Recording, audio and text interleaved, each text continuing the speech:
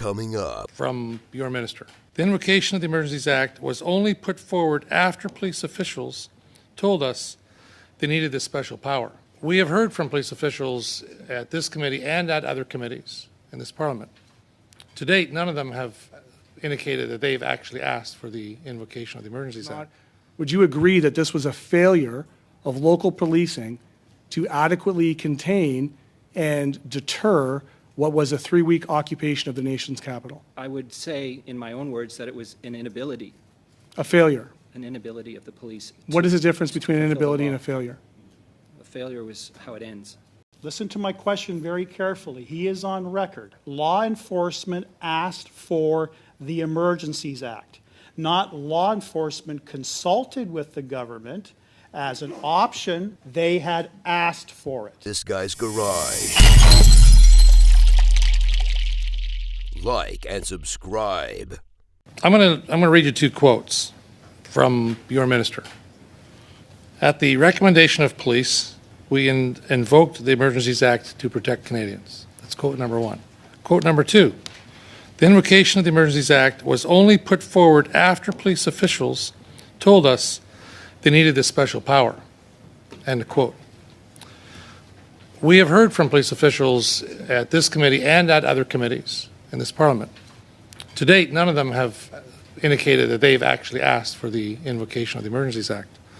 So who actually asked for it?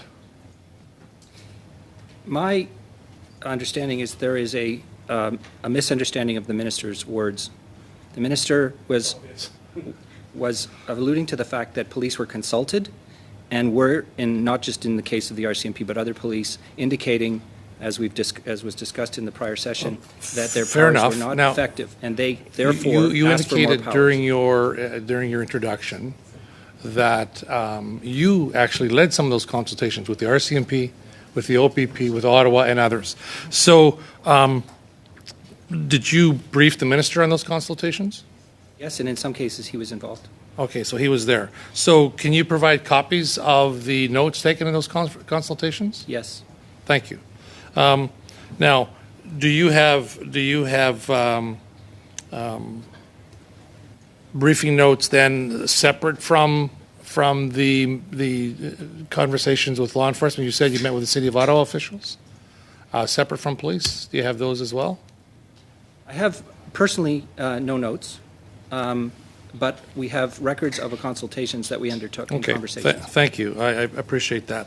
Now, in your recollection, do you recall, was there ever any information given to the minister as fact, which was later proven to be untrue, which may have influenced his decision to invoke the Emergencies Act?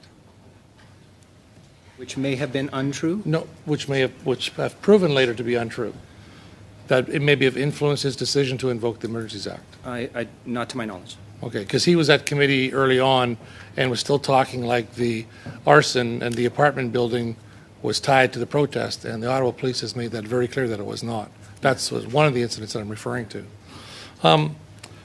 Whose decision was it ultimately, Mr. Stewart, that the threshold between peaceful protest and a state of emergency was met? Who was responsible for that? Yeah, The cabinet. cabinet was. Obviously, they got advice from somebody, Yes. and that would have been the consultations from law enforcement, or that would have been from other officials? A whole range of sources, but including the ones you mentioned. Okay, so obviously, the information you relied upon, those documents will be made available to this committee? Issues of cabinet confidence are subject to the determination of the Prime Minister, so I can't provide a view on that at this time. Okay, fair enough. Of course, they can be provided. The redactions is a different story, right? Thank you. So you indicate that at the cabinet table, there were obviously officials, government officials there, and was there law enforcement officials there besides Commissioner Lucky? It would be a cabinet confidence, I believe, to discuss who was in the room. Well, Commissioner Lucky has already said that she met. She was party to discussions Okay. with ministers.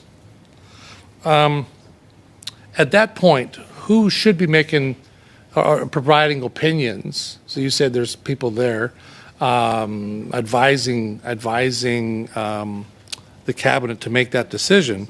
But who do you think should have been there? I guess my question really should be, were the right people in the room to make that decision, to advise cabinet on before the invocation was actually invoked?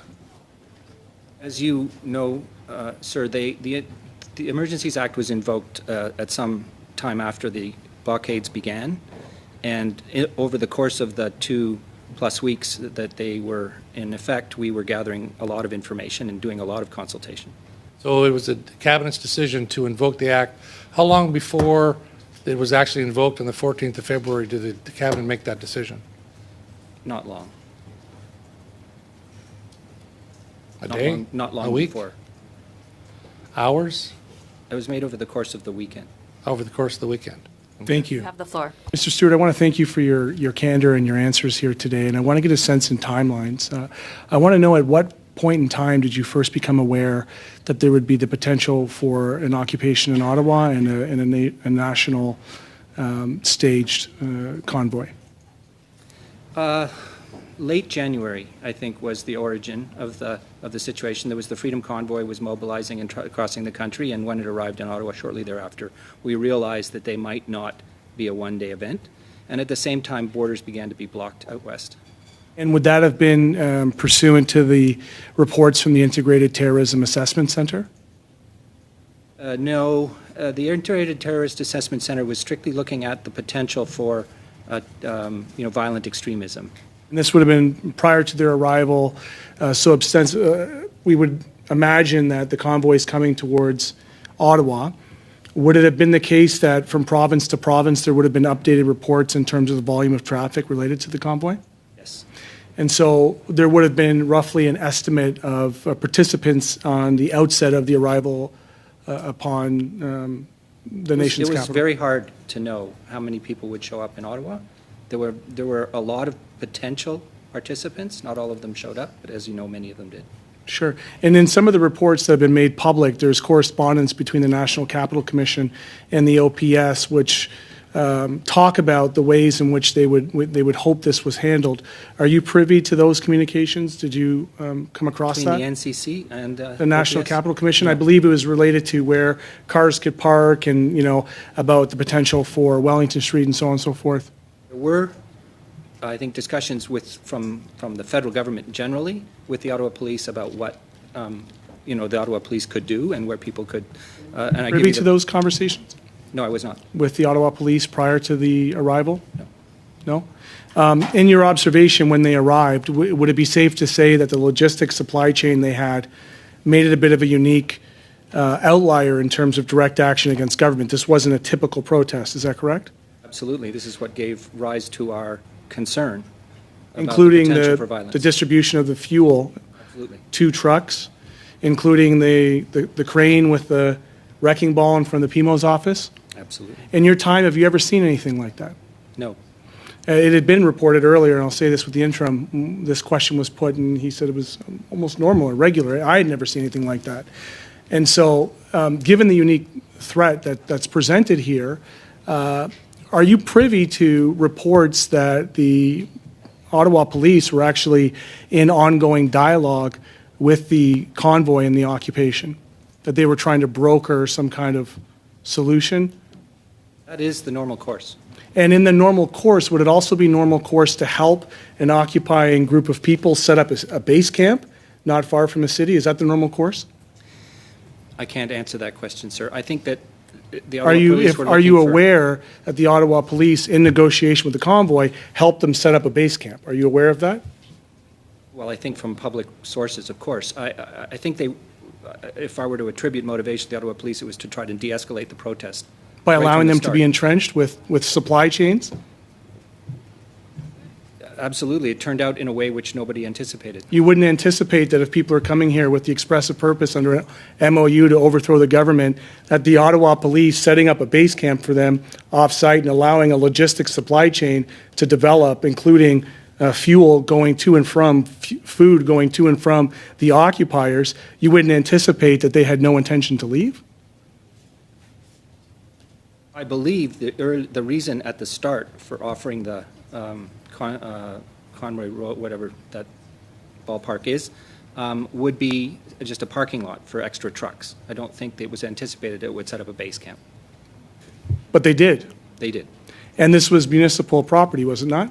I believe so, yes. And the municipality had no power within it to evict people in a base camp that was supplying a 3-week occupation? Again, from public records, I believe they did try. And they were unable to. That's correct. And so I guess, the challenge that I have is that when we talk about lessons learned and the unpredictable nature of this, it seems like, in retrospect, much of this seemed fairly predictable. That if we allow the trucks to refuel with petrol and with food and with off-site accommodations, that there's a higher likelihood for them to stick around. Would you not agree with that assessment in retrospect? Absolutely. Does it not seem logical and without needing any kind of special experience for this to follow, that would be the course?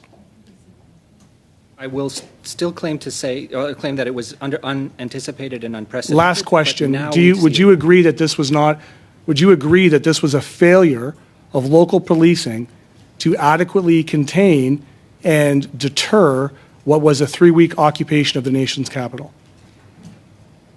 I would say, in my own words, that it was an inability A failure. of the police. What is the difference between an fulfill the inability and law. a failure? A failure was how it ends. A failure is which? Thank you, Chair. Thank you to the witnesses. To you, Mr. Stewart. I'll start off by saying, in the words of Perrin Beatty, extraordinary powers require extraordinary government accountability. With all due respect to you, sir, to the questions put to you by my colleague, Mr. Motz, I do not accept your response that Minister Mendocino did not use his words appropriately when he's on record as stating that law enforcement directed or asked for the use of the Emergencies Act. Your response was he chose the wrong set of words, or he was misunderstood. Minister Mendocino is a senior government official. He's been a member of Parliament for a significant period of time. He is a lawyer. Words matter. He spoke in the House numerous times. He gave speeches in the House numerous times, responded to questions, did press releases, went on television, and every time he did that, Mr. Stewart, he was consistent in his messaging that law enforcement asked for the use of the Emergencies Act. And it was only until law enforcement testifying at this committee and other committees flat out refuted that statement did we hear a change in Minister Mendocino by stating they were consulting with law enforcement. My question to you is, were you yourself responsible or members of your office responsible in terms of giving Minister Mendocino those words that law enforcement asked for the Emergencies Act on numerous occasions? We don't script the minister, sir. Who does? The minister speaks for himself. The But I minister do believe prepares he his was- own notes? I do believe he was misunderstood, because when you say on the advice of law enforcement, the advice does not necessarily have to be about asking It them wasn't on about the act. advice. Listen to my question very carefully. He is on record, and I don't have enough time to repeat verbatim what he has stated on the record, that they asked for, law enforcement asked for the Emergencies Act. Not law enforcement consulted with the government as an option to deal with the protest, to deal with the invocation of the act. They had asked for it. If you knew he was misconstruing those words, why didn't you inform Minister Mendocino to clarify that in the House or to clarify that in the public? I'm not, I serve the minister, and I'm not at liberty to discuss the advice I provide him, but I can tell you that I think he was misunderstood.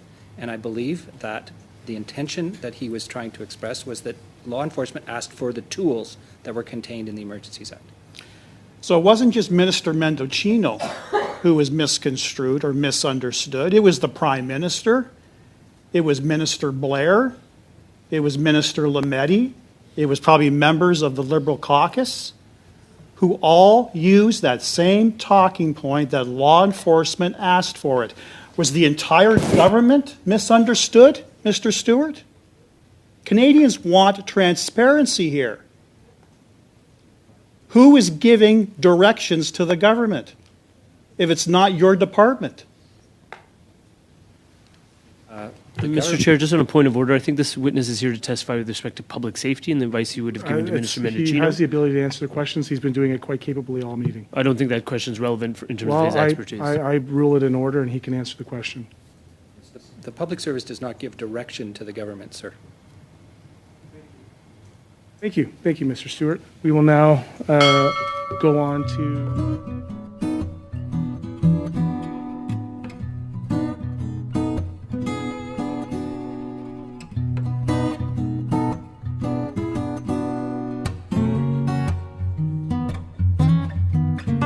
This Guy's Garage. Like and subscribe.